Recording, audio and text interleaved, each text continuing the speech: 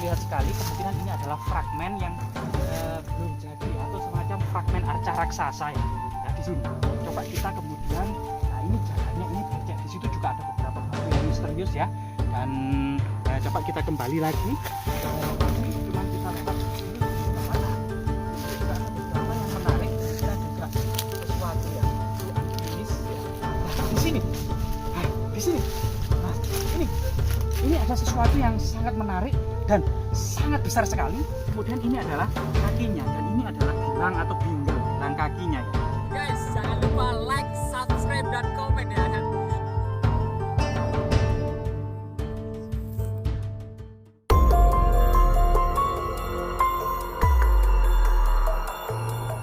Pulau Jawa telah mengajarkan kepada kita sebuah pengalaman sejarah akan kehidupan masyarakat Jawa lebih dari 1,5 juta tahun silam. Sejak ditemukan manusia Jawa, Pithecanthropus erectus, yang hidup sekitar tahun 1,5 juta tahun silam. Di hutan belantara ini banyak hal-hal yang unik yang kita dapati.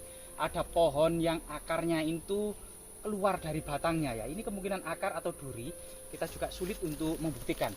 Selain berbagai macam tanaman-tanaman aneh seperti ini, ribuan tanaman palem ya, macam-macam palem itu cukup banyak, dan termasuk kemudian jejak budaya yang ada di dalamnya.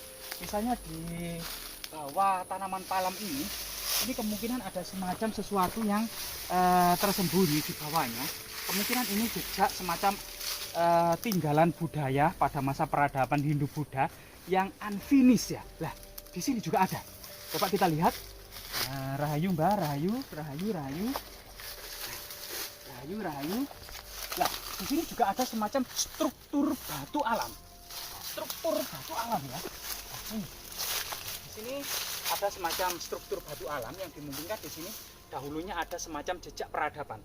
Entah itu prasejarah tinggalan Neolitik, megalitik ya, sekitar 1,5 ribu tahun silam sampai puncak peradaban Neolitik megalitik atau dikenal dengan zaman perunggu ini pada 1 Masehi yang kemudian dikawal oleh Kemaharajaan Funan di lembah Sungai Mekong yang pada waktu itu menguasai Asia Tenggara sampai abad ke-5 Masehi. Yang kemudian sejak awal-awal Masehi ini seorang pendeta dari India, Hindu ya, yang kemudian kawin dengan putri Funan yang akhirnya kebudayaan Hindu dan Buddha masuk pula ke Funan dan menyebar ke seluruh Nusantara. Peradaban sebelum kerajaan Hindu-Buddha dikenal dengan peradaban Kabuyutan ya, atau dalam beberapa penelitian seperti dalam bukunya dalam bukunya Pak Agus Sunyoto, Kiai Haji Agus Sunyoto itu disebut Kapitayan yang diambil dari serat Syekh Subakir. Nah, ada beberapa batu yang di sini juga sangat misterius karena memang sebagian besar batu-batu ini terpendam di dalam tanah. Nah, di sini kemungkinan ini ada sesuatu yang menarik di sini ya. Kemungkinan ini ada semacam fragmen. Lah, ini terlihat sekali kemungkinan ini adalah fragmen yang belum jadi atau semacam fragmen arca raksasa ya. Nah, di sini coba kita kemudian, nah ini jalannya ini becek, di situ juga ada beberapa batu yang misterius ya. Dan coba kita kembali lagi ke lokasi, cuman kita lewat sini lebih tepat. Nah, di sini juga ada beberapa yang menarik, kemungkinan juga sesuatu ya, batu unfinished ya. Ini juga perlu dibersihkan ya, karena tadi kita tidak membawa semacam sabit atau alat untuk membersihkan kawasan ini. Dan di sini adalah sesuatu yang penuh dengan semak pakis sayur.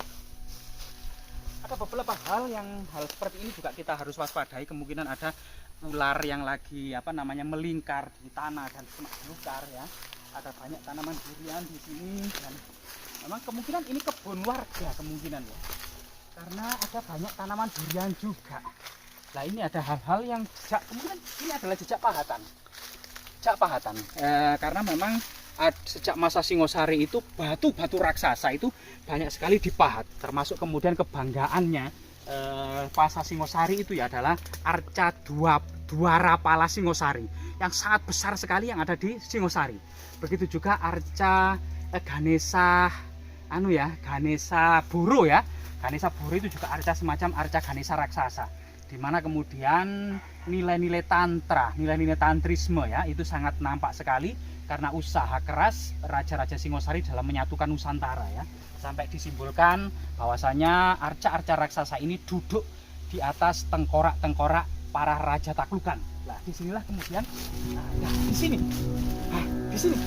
Nah, ini ada sesuatu yang sangat menarik dan sangat besar sekali. Nah, coba ini. Nah, ini jejak pahatan-pahatan alat-alatnya itu masih kentara dan bersifat kasar. Jadi ini kemungkinan ada tatah baja ya yang untuk memahat. Nah, cuman di sini ada jejak semacam kotoran. Ini kotoran luwak ya, kotoran luwak. Jadi kotoran luwak itu semacam ini. Ini kelihatannya luwak white kopi. Jadi ini kopi yang telah dimakan oleh luwak. Ya, ini adalah luwak white kopi yang biasanya untuk kopi yang cita rasanya yang sangat-sangat nikmat adalah dari kotoran hewan luwak ya. Kemudian ini dibersihkan kotorannya ini, kemudian diambil kopinya, dan itu kopinya kemudian buat untuk minuman yang menyegarkan. Ini adalah salah satu ya potensi di area ini selain tanaman kopi ya, kopi Trawas tentunya. Kita berada di Trawas loh, Kabupaten Mojokerto, Jawa Timur. Ini sangat potensi besar. Cuma selain kemudian potensi alam, potensi buah-buahan, termasuk Trawas dikenal dengan duriannya yang cita rasanya sangat khas, yang manis ada pahit-pahitnya. Nah, ini adalah cita rasa durian Trawas, durian lokal ya. Ada durian merica, banyak sekali jenis durian di Trawas ini, lebih dari 12 jenis durian ya. Ada yang kulitnya itu kecoklatan, kulitnya hijau, kulitnya kekuningan, macam-macam ya. Ukuran dan bentuknya juga bervariasi. Cuman yang sangat menarik dan cukup terlantar, kita juga sangat miris, adalah sebuah tinggalan budaya, jejak peradaban masa lalu. Jika dikatakan orang-orang barat mengatakan nenek moyang kita adalah kera, kita pasti naik pitam, kita pasti marah, karena kita ketika Eropa itu masih primitif, masih dirundung yang dikenal dalam sejarah The Dark Ages atau masa kegelapan. Nenek moyang kita telah membangun monumen-monumen raksasa yang mengagumkan, yang sangat besar dan sangat indah, seperti Candi Borobudur, Candi Prambanan, Candi Plaosan, Candi Sewu dan lain sebagainya ya. Sebuah pahatan-pahatan yang halus mengisahkan kitab-kitab suci ya, dari itu dipahat di setiap dinding-dinding Candi Penataran, Candi Prambanan atau Candi Borobudur. Nah, di sini kemungkinan ini adalah sebuah arca yang raksasa yang terguling ke bawah. Ini ada kita jejak-jejaknya ya. Ini yang menonjol ini sangat sulit sekali. Namun di sini akan kita lihat ada sebuah kaki ya. Kakinya yang medongkrong. Nah, kaki yang besar ini adalah apa namanya, lututnya. Kemudian ini adalah kakinya, dan ini adalah gelang atau binggel, gelang kakinya ya. Salah satu ciri arca yang kemudian duduknya itu seperti ini gitu ya, dengan kaki kiri ini kaki kiri ya, kaki kiri itu ini, dan kaki kanan itu dalam posisi meditasi, tapi kaki kiri dalam posisi apa namanya, mendongkrong ini ya, atau ditekuk ini kemungkinan adalah arca Dwarapala. Tapi menurut cerita tutur yang berkembang di masyarakat ini arca perempuan atau reco wedok semata-mata didasarkan pada ikat pinggang atau kendit pada waktu itu ini. Ayo kita lihat ya. Nah, ini kemungkinan batu-batu yang ada di sini, ini fragmen-fragmen yang kemungkinan butuh diekskavasi untuk menunjukkan keutuhan. Apalagi ini kemudian kondisi terbalik ya, kemudian ini bisa diangkat kembali. Ini luar biasa sebenarnya ini. Nah, di sinilah masyarakat mengenalnya dengan reco wedok itu dari sini. Jadi ini ada beberapa ikat pinggang atau kendit ya. Yang pertama ini kendit di bagian atas bokong, ini bokong yang besar. Kemudian ini kendit di bagian pinggang atau kemudian punggung ya, punggung. Dan ini diselempangkan sampai ke bahu. Ini selempang bahu, ini selempang bagian pinggang, bagian pinggang atas, ini pinggang bawah. Dan ini ada artinya ini ada kendit dua atau ikat pinggang. Dan ini diduga upawita yang diselempangkan ya, atau upawita, tali kasta atau upawita. Dan ini arca yang cukup mengagumkan dan sangat besar sekali. Dan ini adalah tinggalan budaya dari beberapa prasasti terdekat. Kita memang bahwasanya di lereng Gunung Budak ini pernah ditemukan prasasti Kudadu tahun 1294 tentang pemeliharaan dan sebuah bangunan suci, termasuk sebuah kawasan yang suci ya, yang dikenal dengan Dharma Sangyang Dharma Klemi. Artinya di situ ada sebuah kawasan tentang para pemuka agama. Dan di situ kemudian kenapa prasasti ini dinamakan prasasti Kudadu? Karena desa Kudadu itu dibebaskan dari segala pajak dan pungutan ya. Mangilala Dwara Haji atau para petugas pajak kerajaan ini dilarang masuk ke desa ini. Namun sebagai gantinya setiap tahun sekali pada bulan Caitra penduduk Kudadu ini mempersembahkan paraga sekar ya kepada sebuah lokasi tempat para pendeta utama yang dikenal dengan Dharma Sanghyang Klimi, yang saat ini kemungkinan menjadi nama dusun Kemloko. Nah, Kemloko atau Kemlaka atau nama kunonya adalah Klimi. Ya, itu sebuah perubahan budaya ya. Biasanya memang zaman Majapahit banyak ejaan yang menggunakan kata A, yaitu Kemlaka atau Klimi menjadi Kemloko. Ya, dusun Kemloko, Desa Trawas, Kecamatan Trawas, Kabupaten Mojokerto, Jawa Timur.